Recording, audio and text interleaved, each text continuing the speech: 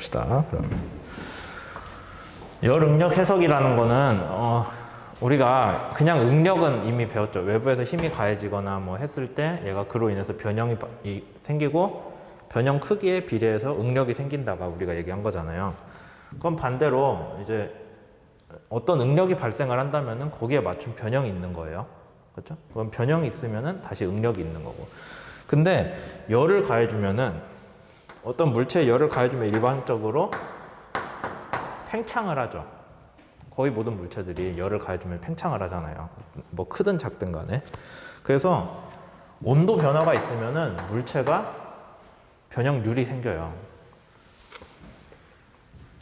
그래서 실제 물체의 변화는 탄성으로 인한 변형 더하기 열로 인한 변환이 되는 거죠. 그러니까 어떤 철로 된 박스를 놔두고 여러분들이 꾹 눌렀어요. 위에서 아래로 막 압축을 했어요. 그럼 그로 인한 변형이 있을 거잖아요. 걔는 뭐에 대한 변형이에요? 탄성에 대한 변형이 되는 건데, 얘를 여러분들이 꽉 누르면서 안에 또 여기다 불을 피웠어요. 그러면은 열을 받으니까 얘가 팽창을 하려고 하잖아요. 그로 인한 변형도 같이 고려를 해줘야 된다라는 거죠. 그래서 여러분들 저기 실습 미리 해보신 분들은 알겠지만 거기서 결국에 다뤘던 게 뭐냐면은 얘가 열 팽창을 하고 있을 때, 얘가 열을 받아서 팽창을 하고 있을 때 아랫면을 픽스드 서포트 컨디션으로 놔두면은 그로 인해서 어떻게 응력이 발생하냐였거든요. 그게 열로 인한 변형을 다루는 거죠. 그렇게 했을 때 얘를 또 식을 풀어 쓰자면은 책에서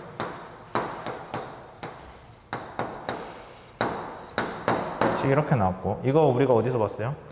영스 모듈러스는 원래 영스 모듈러스 곱하기 변형은 스트레스잖아요. 그러니까 그거 역으로 구한 거고, 그 다음에 알파 델타 t는 오늘 새로 나온 거죠. 온도 변화에 따른 변형량이 된다. 그러면 이제 이걸 싹 정리를 해주면은 응력은 영스 모듈러스에다가, 원래는 우리가 그냥 변형만 생각했는데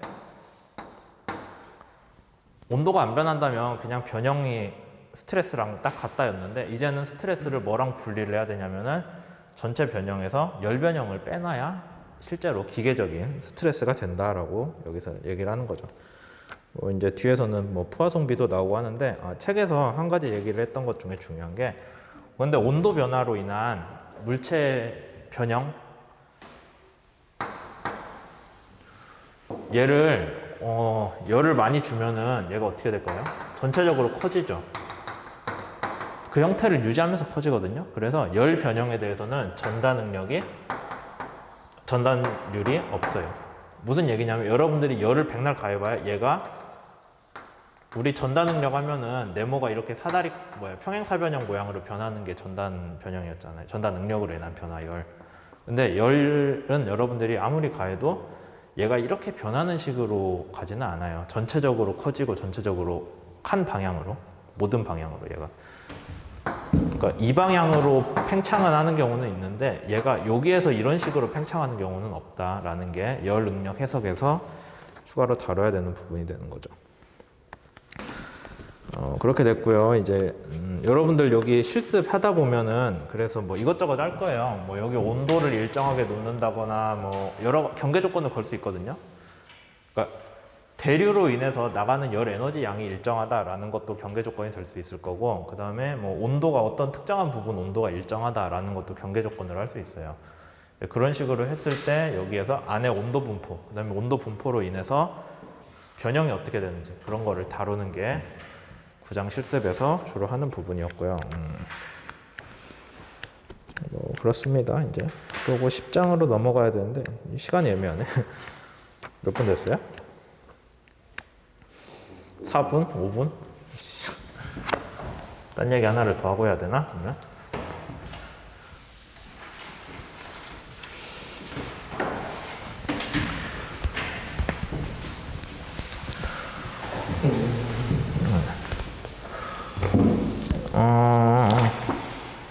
할 얘기가 없는데 열역학 관련, 열 해석 관련해서는 이제 네.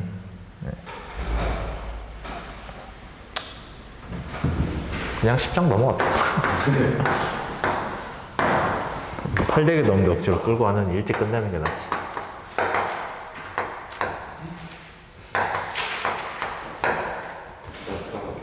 네?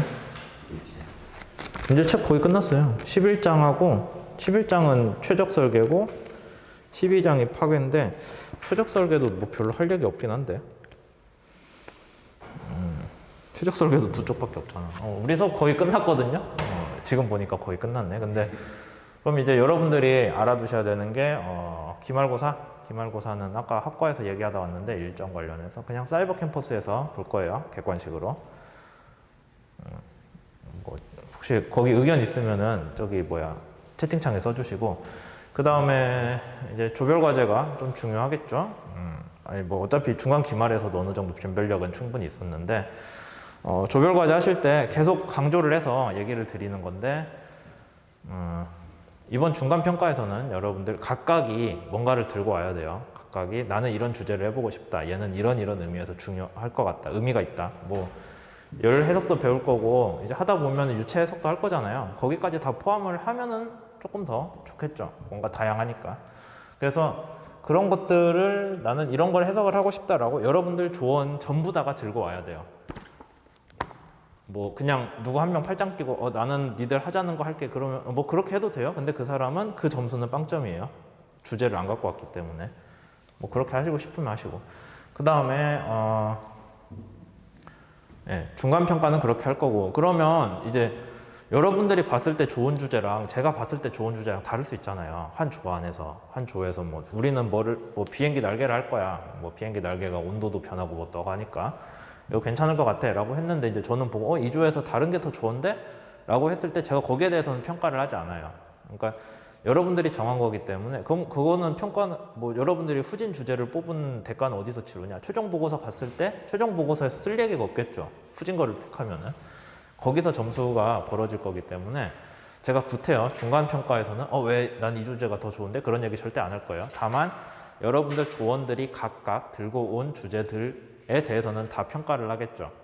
그 중에 여러분들이 조가 뭐를 할지는 뭐 여러분들이 정하는 거고 거기에 대해서까지는 평가를 안 하고 각각 개인이 들고 온 거는 평가를 하겠다. 개인들이 제안한 주제들은. 그 다음에 조별 과제이기 때문에 한 조에서 뭔가 통일된 양식으로 나가야 되잖아요. 그래서 제가 아마 CA 거기 사이버 캠퍼스에 공지라고 추가로 써놓은 것 같은데 여러분들 중에 조원 중에 한 명은 그래서 다 합쳐서 우리 조 보고서를 만들어야 되잖아요. 뭐 그런 거에 대해서 일을 한 사람이 있으면은 우리 조원 중에 이 사람은 이 일을 했다, 추가로 일을 했다라고 적어서 조 보고서로 내주세요. 그렇다고 그러면 거기에 대해서 제가 추가로 점수를 드릴 거고 뭐 이 개인마다 주제를 따로따로 들고 와서 거기에 대해서 분석한 내용들을 쓰라고 했다고 해서 보고서도 다 갈기갈기 찢어가지고 사람마다 낸다? 그거는 조별 과제가 아니잖아요. 조끼리 뭔가 한 번은 모아야 됩니다, 보고서를. 그래서 거기에 대해서 특별히 일한 사람은 점수를 더 줄 예정이다 라는 거. 그 정도 하면 아마 좀 열심히 한 사람이랑 조별 과제 그냥 손 놓고 아무것도 안 한 사람들 그게 많이 벌어질 거예요, 점수가. 그 다음에 최종 보고서는 뭐 여러분들이 잘 해석을 해가지고 내시면 되고 최종 보고서가 관련한 내용은 또 나중에 중간 평가 끝나고 제가 추가로 써서 올려드릴게요. 그러면 거기 맞춰서 잘 하시면 되겠죠. 그거 말고 또 공지할 게 없죠. 우리가 어차피 평가라는 게 그거밖에 없기 때문에. 그러면 유체역학을 빨리 합시다. 우리가 아까 열 해석에서는 주요 상태 함수가 온도로 나온다고 했어요. 근데 뭐 혹시 하다가 질문사항 있으면 저기 채팅창에 써주세요. 온도가 아니라 유체역학에서는 제일 중요한 거는 속도. 그러니까 상태가 온도가 아니라 속도로 나오고 그 다음에 우리가 잘 신경 안 쓰는데 압력도 중요한 상태 변수가 되겠죠. 그 다음에 뭐 더 쓰자면은 밀도나 점성계수 같은 것도 상태로 나타나긴 하는데 대개는 얘는 해석 중에 변하지 않는다라고 우리는 가정을 하죠. 물론 압축성 같은 거는 얘가 변할 수 있어요. 해석을 할 때 밀도가 변할 수 있고 아니면은 점성 계수가 고정이 안 돼 있는 유체들도 있거든요. 우선 혼합물 같은 거는 물에다가 뭐를 섞었다거나 아니면 뭐 사람 피 같은 거는 이게 변해요, 얘가. 방향에 따라서. 그러니까 이것도 상태 함수로 나타낼 수는 있겠죠. 근데 잘 안 변하니까 얘는 우리가 일반적으로는 신경 안 써요. 뭐 여러분들도 수업할 때 그게 변한다라고 생각을 안 할 거예요. 이렇게 했을 때 우리가 여기에 대한 지배 방정식이 두 개가 있다고 아까 얘기했었죠. 하나는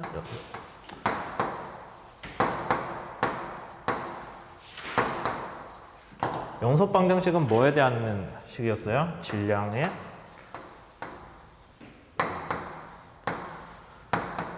보존. 우리가 보존이라고 얘기를 하긴 하는데 그냥 쉽게 얘기하면 들어온 만큼 나간다예요. 만약에 들어온 만큼 나가지 않는다면은 남아있는 애들은 그냥 남아있는 거죠. 이 안에 쌓여있는 거예요. 아까 우리가 열에너지 할 때 들어온 만큼 나가지 않으면은 그럼 뭐가 돼요? 남은 애들은 원래 있던 데 온도를 높이는 데 사용됐던 거잖아요. 똑같은 개념이고. 그 다음에 네비어스톡스 이퀘이션은 뭐의 보존이었어요?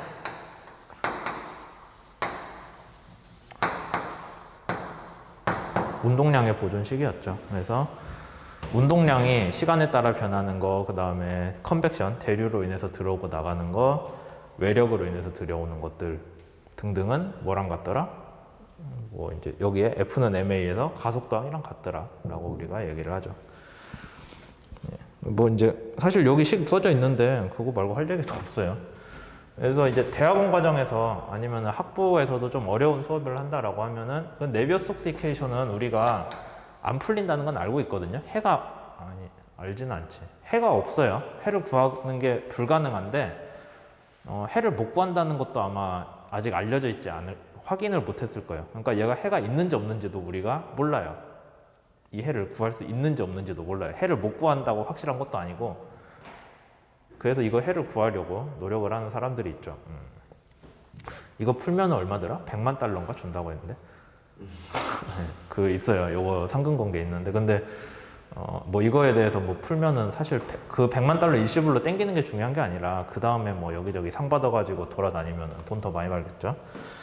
예, 뭐 그런 것들이 있는데 어쨌든 얘는 안 풀려요. 그래서 안 풀려서 이거를 그러면은 우리가 수치 해석에서 쓸 수가 있냐? 어떻게 쓰냐면은 이 식을 간소화를 해가지고 어떻게 뭐 몇 가지는 좀 쳐내고 뭐 어떤 항들은 중요하지 않으니까 우리가 간단하게 만들고 그렇게 해요. 그래서 진짜 네비어스톡스 이퀘이션을 가지고 푸는 경우는 정말 손에 꼽고요. 잘 되지도 않아요, 그거는. 여러분들이 일반적으로 쓰는 뭐 공학적인 그런 해석에서 절대 이거 그대로 쓰지 않고 얘를 간단하게 만든 게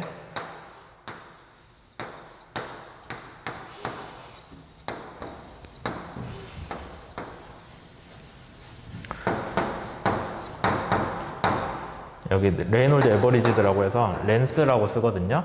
NSE가 아니라 렌스라고 쓰는데 얘는 이 식을 좀 편하게 하기 위해서 시간 평균을 도입을 했어요. 그러니까 시간에 따라 우리가 난류 해석을 할 때 난류가 시간에 따라서 오락가락 하기 때문에 시간 평균 관점에서 접근을 하도록 식을 간단하게 한 순간순간을 보는 게 아니라 시간 평균으로 풀게끔 만드는 게 네비어스톡스 이퀘이션 렌스라고 해가지고 주로 이걸 가지고 풀고요. 얘도 바로 안 풀리거든요. 그래서 여기에서도 뭔가 문제가 되는 난류 관련 항들을 결국엔 난류가 문제예요. 측류는 우리가 어떻게 풀 수 있는데 난류가 안 풀리기 때문에 난류항을 우리가 모델링을 해서 실제 난류가 어떻게 발생하는지는 우리가 전혀 모르겠지만은 뭐 여기서 주어진 이런 애들을 가지고 난류 값이 이 정도 되겠다라고 추정하는 모델들을 적용을 하면은 얘가 그나마 우리가 풀 수 있을 정도로 간단해지거든요. 그걸 가지고 접근을 하는 게 여기 책에서 얘기하는 유체 해석의 사실 제일 핵심적인 내용이에요. 책엔 나와 있지 않지만. 그렇게 돼 있고, 그럼 유체는 뭐 어떤 식으로 해석을 하냐 하면은 사실 이미 다 정해져 있긴 한데.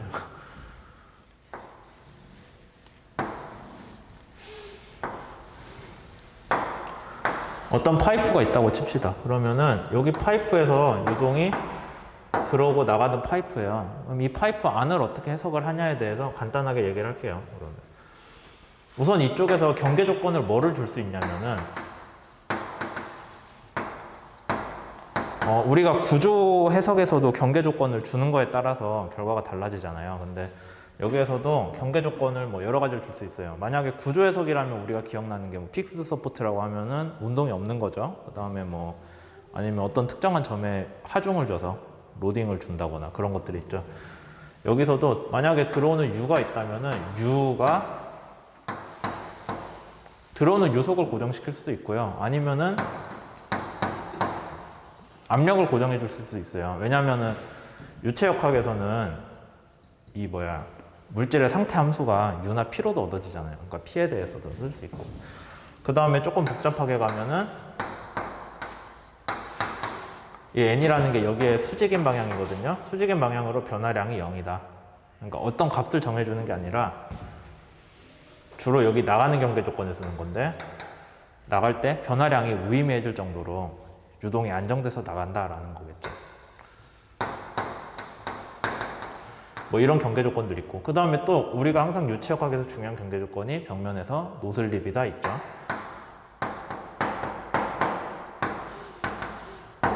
벽면에서 속도가 0이어야 되잖아요. 그러니까 이런 것들 경계 조건을 우리가 주어주고요.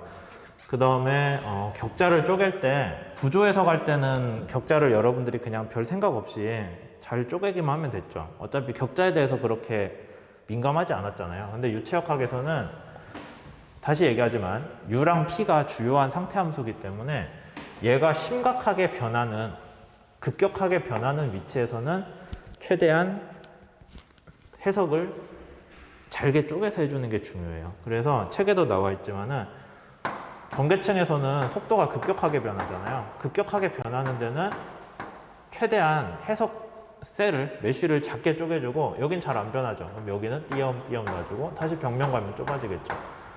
그런 식으로 메쉬들을 쪼개서 분포를 하는 게 상당히 중요해집니다. 물론 여기에 대해서는 뭐 어떤 완전한 규정은 없고요. 그냥 많이 한 사람들이 대충 이런 해석에선 이게 맞겠어 라고 어느 정도 경험으로 해놓은 게 있거든요. 그럼 뭐 그걸 잘 따라서 여러분들이 해석을 시도를 해보시면 되겠죠. 아직 이게 과제는 안 나갔어요. 수요일 날 나갈 거기 때문에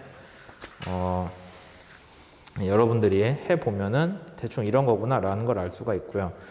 그 다음에 이제 한 가지 뭐 수업 거의 끝날 시간 됐는데 한 가지 얘기를 더 하자면은 유체역학 해석에서 그러니까 일반적으로는 단상 유동이라고 해서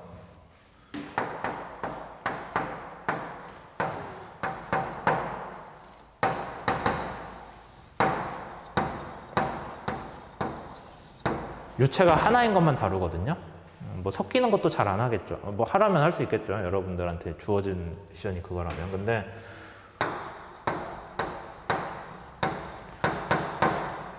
그러니까 뭐 액체면 액체, 기체만 기체만 다루는 게 일반적인 NCS 해석인데 우리 분야는 수면이 있잖아요. 다상유동.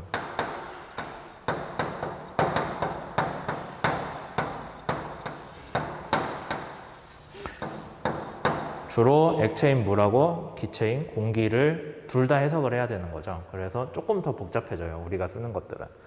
우리 분야에서 하는 NCS 해석들은 그래서 액체랑 기체를 같이 넣어야 되고 그러면 이제 문제가 액체랑 기체 사이의 경계면을 어떻게 또 물리적으로 해석을 할 수 있냐라는 거가 있는데 거기에 대해서는 사실 대학원 과정에서도 잘 가르치진 않고요. 실제로 그건 이제 만약에 여러분들이 관련된 연구를 한다면은 그때 좀 찾아보면서 해야 될 수준이에요. 뭐 물론 거기에 대해서 따로 수업으로 뭔가 제공하는 거는 제가 여태까지 봤었을 때는 없었던 것 같아요. 되게 좀 구체적인 분야고 그 다음에 뭐 수업에서 다룰 만큼 그렇게 수강생들이 좋아하는 분야도 아니었던 것 같기 때문에 그러고 있습니다. 그래서 책 보시면 알겠지만 유체역학 얘기 진짜 짧거든요. 더 할 얘기가 없어요. 앞에 연력학도 그랬지만 그렇게 됐고요. 뭐 어차피 수업 시간 조금 남았으니까 실습 숙제는 수업 초반에 얘기했듯이 뭐 그걸 가지고 점수를 많이 왔다 갔다 하진 않을 거예요. 여러분들이 그냥 성실하게 냈으면은 낸 대로 가는 거고 그 다음에 중요한 거는 여러분들이 실습을 직접 해보게끔 하는 거예요. 뭐 아직 채점을 다 하진 않았지만은 누군가 나쁜 마음을 먹고 다른 사람이 했던 그 NCS 그림을 그대로 긁어오겠다. 뭐 걸리면은 가차없이 점수를 까버릴 건데 제가 그거를 다 일일이 찾을 수 있을지 없을지 모르겠어요. 숙제가 한둘도 아니기 때문에 하여튼 근데 그냥 성실하게 해주시고요. 그 다음에 최종 보고서, 아니, 중간 보고서랑 조별 과제, 중간이랑 최종 보고서 쓰실 때 여러분들이 좀 신경을 써서 써주시면 좋겠어요. 이제 제가 좀 강조를 하는 부분은 여러분들이 주제를 선택하고 그 주제에 대해 해석하고 설명을 하는 과정이 글로 써질 때 그게 뭐 제가 읽어서 이해하는 것도 중요한데 여러분들이 쓸 때 이거는 뭐 남들을 제대로 이해시키기 위해 썼다라는 걸 한번 해보는 경험이 중요하거든요. 그냥 대충 그림 갖다 붙여놓고 뭐 뭐는 뭐다 뭐를 눌렀더니 어떻게 됐다 그런 얘기 쓰지 마시고 여러분들이 배운 내용을 가지고 그 결과를 설명을 할 수 있는 그런 글쓰기를 한번 해본다라고 생각을 하시고 최종 보고서를 쓰세요. 뭐 중간 보고서에서는 해석 과정이 들어가지 않으니까 그걸 쓰긴 좀 애매하겠지만 최종 보고서에서는 그렇게 해주시면은 그래도 우리 수업에서 저기 NCS 실습도 좀 해봤고 여러분들이 보고서를 좀 제대로 쓰는 그런 경험도 해보니까 어느 정도 얻어가는 건 있을 거라고 생각을 합니다. 그래서 오늘은 정말 할 얘기가 없기 때문에 쓸모없는 얘기를 많이 했는데 수업은 여기까지 할게요. 그 비대면으로 오신 분들은 채팅창에 다시 한번 출석들 써주시고 나가주세요.